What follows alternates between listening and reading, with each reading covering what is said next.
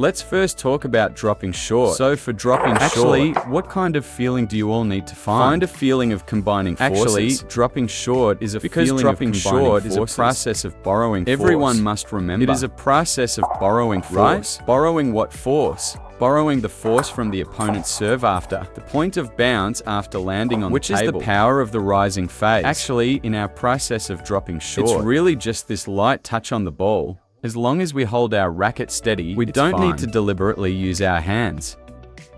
To make a motion, everyone, look, you don't need to do this. No matter how small, no matter how well you use your explosive power, it's not needed. This is completely unnecessary. See that? Just place it there. You just place the racket there. Look, hey, I hold the racket for you like this. I just hold it playfully, aim accurately, and place it. Look again. 1, 2, place it. Look, my racket isn't even placing it there can still push. See? Well, why don't I need to use the racket? Even holding it like chopsticks because it inherently doesn't require a motion, however I want. Actually, for this drop short, combining forces means two forces need to be combined together. One is the force of the ball's rising phase. What is the second force? The second is the force of the center of gravity, meaning leaning the upper body inwards.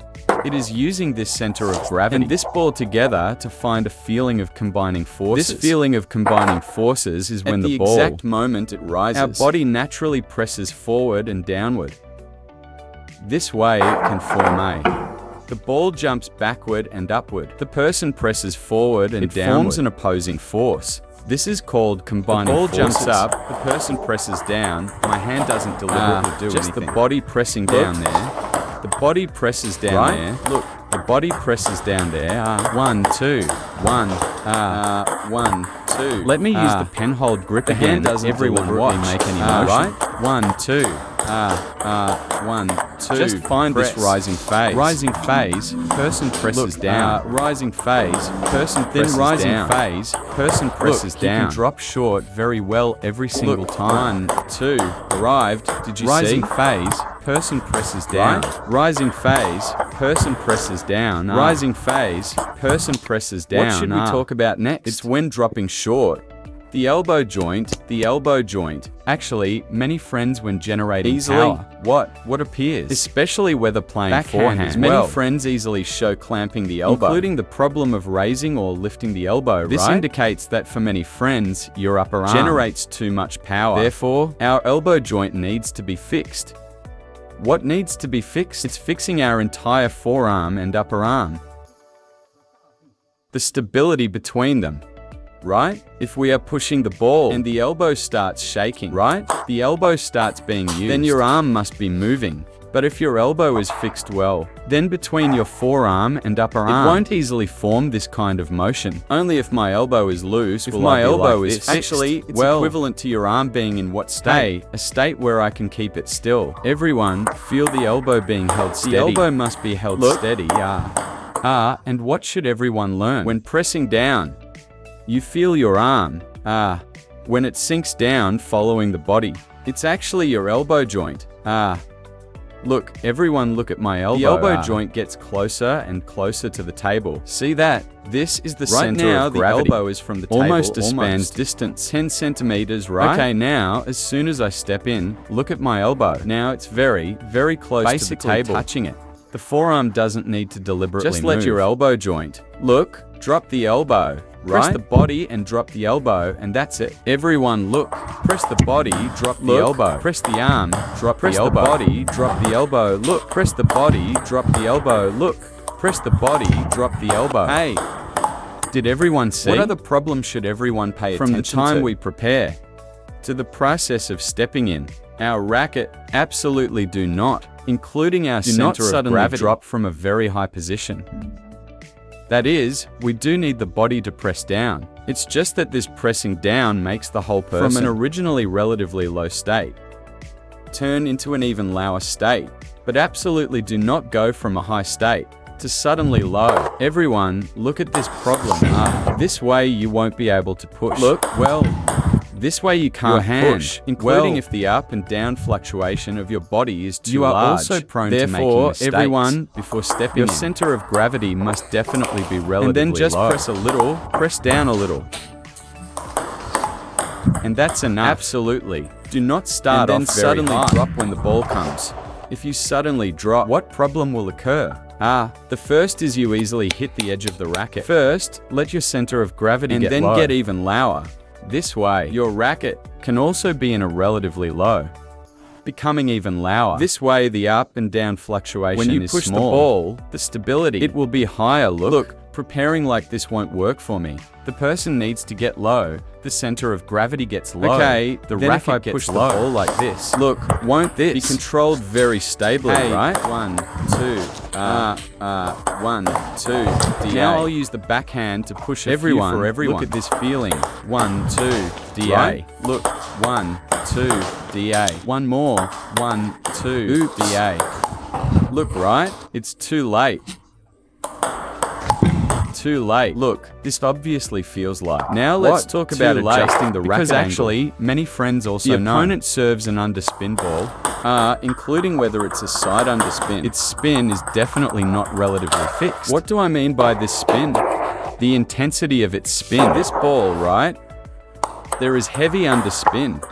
For example, if I serve this ball very spinny, you can tell this ball is very spinny at a glance. The second time, this ball might also bounce back, but it doesn't bounce back as fast. This ball is a bit less spinny, you see. This ball isn't as spinny, but it can also slowly bounce back, right? And then what? It becomes a no-spin ball, including side under and side spin balls that we PRE serve, right? Pure side spin. This is a bit of side under spin, right? And then this is a bit of side top spin. They are all relatively neutral balls, right?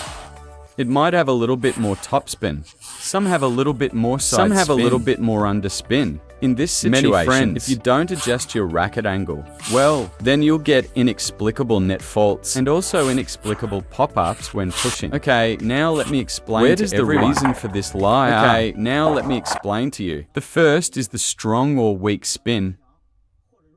For us, the racket angle is actually the same. I'll teach everyone a very simple little method.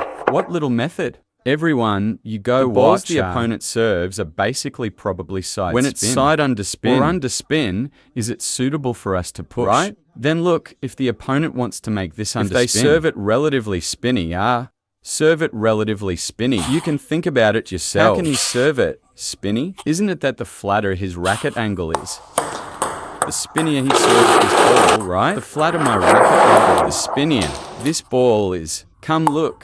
1, 2. This is very spinny. Underspin, then right? If the ball he serves is no spin, then what is his racket angle? Everyone change it now. Look, I still chop forward and downward.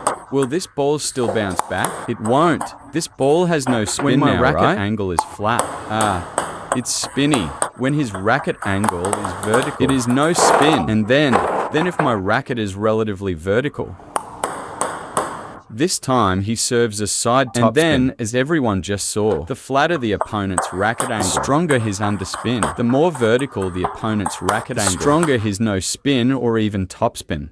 Then actually, for us, as the receiving side, our racket angle is actually the same as the opponent's. The more underspin on the ball he serves, the flatter the racket angle. Then when we go to receive it, when pushing, our racket angle must also be flatter. Come, let everyone take a look. His racket angle now, everyone flat. Observe his racket. Isn't the racket angle very flat? If he does this now, if you add not tossing the ball, if you don't even toss the ball and just chop over, isn't there a heavy underspin? Okay. In this kind of situation, if we casually push like this, it is very easy to hit the net. This kind of ball is very spinny. This kind of ball is heavily spinny. Then what should we do? His racket angle is flat. Then my racket angle should also be flat. My racket angle is the same as his. His racket angle is flat. Look, right? Look, it's fine again. Look at his racket angle. Then show everyone if I want to push it on the table also flat. Isn't my racket angle also flat? It's the same when dropping short, right? Look, racket angle is also dropping short, right? If you want to push long, the racket angle is also long push. Then if he serves a not so spinny one, right? In order to let everyone watch better, come, everyone watch his racket. Don't even have him serve a no spin. Just let him serve this thing over, right? This is definitely top spin. When he serves like this, what is his racket angle? Isn't it not just a vertical racket? He's even pressing the racket forward. Isn't he pressing the racket forward? Topspin ball, very strong. Then what should we do? right? If he serves this and our racket is still flat, it will definitely pop up high. I just told everyone this trick. Whatever the opponent's racket is, your racket should be the same when you push. It just means everything can be pushed. Anything can be pushed. He serves this. Everyone watch. I'll use the same racket angle as him now. He presses forward. My racket also presses forward. I push downward with this hand. Will I still eat the spin? Will I still pop it up? Friends come, everyone watch again. 1, 2, 3. Will I still push it very high? I also press. Look, this is still a drop short, right? Look, 1, 2, 3.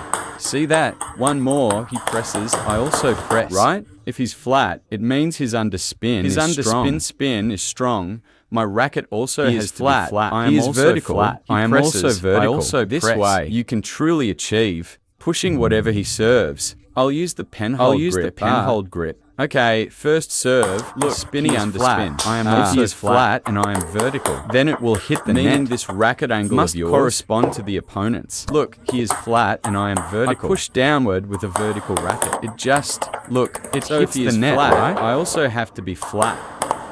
Doesn't it not hit the net anymore? He is flat. It won't hit the net, right? Flat. Then if he goes to serve a topspin ball, his racket angle is vertical and even pressing forward. Then when we push the ball, it's the same. Wait for me to adjust first. Right? Look, vertical and still need to press forward. Under this situation, right? If I practice pushing, it can be pushed. See that? Right? If it's high, then I press a bit more. Of course, I can drop it. I can push it. If I want it lower, I can press a bit more. It won't be high. See that? Hey. You see, they are all spinny, and when they land, they curve backward. Underspin is just with a flat racket. Served with great combined force like this. These kinds of balls are all very spinny. Not tossing the ball and using heavy spin serves are served like this. Underspin served like this. The ball just comes straight back. If he serves topspin, it's clearer this way. Spin it. Just let him serve like this directly. Then if he was going to serve a no spin ball just now, it wouldn't be like such a topspin through a no spin. Serve a ball like this, slightly upright. Then what should I do? Everyone take a look first. You fix the racket angle first. One look at his racket angle. Isn't his racket angle relatively vertical? Then we just make ours the same as his. I'll make mine the same as his. Okay, now he chops down. I won't pop it up, right? The trajectory is controlled very well, same, right? Me and him. Look, I am the same as him, right? Look, the same, right? When he is a bit flatter, hey, I am the same as him. I also, if his racket is more vertical, or even serves a topspin, then I also press. So what is this exactly? According to when the opponent serves, regulating our racket angle based on his racket angle. To adjust our racket angle.